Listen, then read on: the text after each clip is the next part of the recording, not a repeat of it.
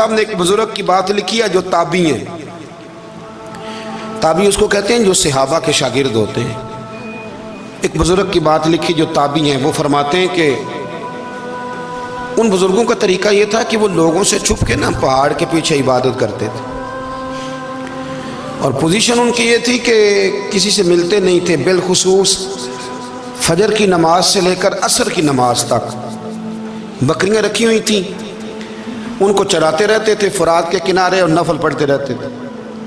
اس وقت کو ملنے بھی نہیں آتا تھا۔ ایک شخص بڑی دور سے ان کی شہرت سن کے آیا، میں نے تو ملنا ہے۔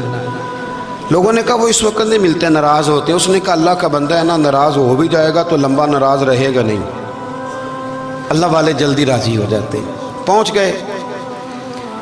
اب وہ بابا جی نماز پڑھ رہے تھے تو کہتے میں نے عجیب منظر دیکھا کہ بابا جی فرات کے کنارے نماز پڑھ رہے ہیں اور ایک بھیڑیا ان کی بکریوں کی حفاظت کر رہا ہے۔ سبحان اللہ۔ کہتے میں حیران رہ گیا کہ بھیڑیا تو بکریاں کھایا کرتا ہے اور یہاں چرا رہا ہے۔ کہتے میں جب گیا تو بابا جی نوافل میں مشغول تھے، مجھے دیکھ کے کہنے لگے اس وقت کیوں آئے؟ میں نے کہا حضور اگر آ ہی گیا ہوں تو پھر مہربانی کرے قبول فرما لیں۔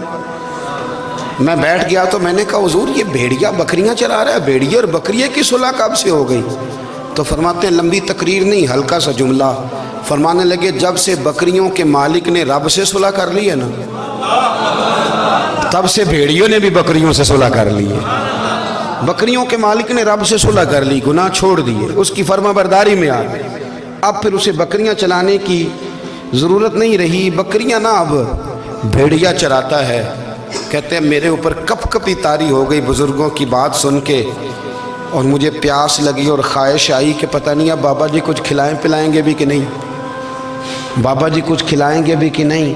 کہتے میرے دل میں خیال تھا تو بزرگوں نے نا ایک لکڑی کا پیالہ، ان کے پاس وہ غار میں بیٹھے تھے تو ایک چھوٹا سا پتھر تھا، اس کی ڈھلان بنی ہوئی، بابا جی نے اس کے نیچے لکڑی کا پیالہ رکھا، وہ رکھا ہی تھا تو وہ دودھ سے بھر گیا۔ کہتے انہوں نے مجھے دیا تو ٹھنڈا اور میٹھا دودھ، میری طبیعت خوش ہو گئی۔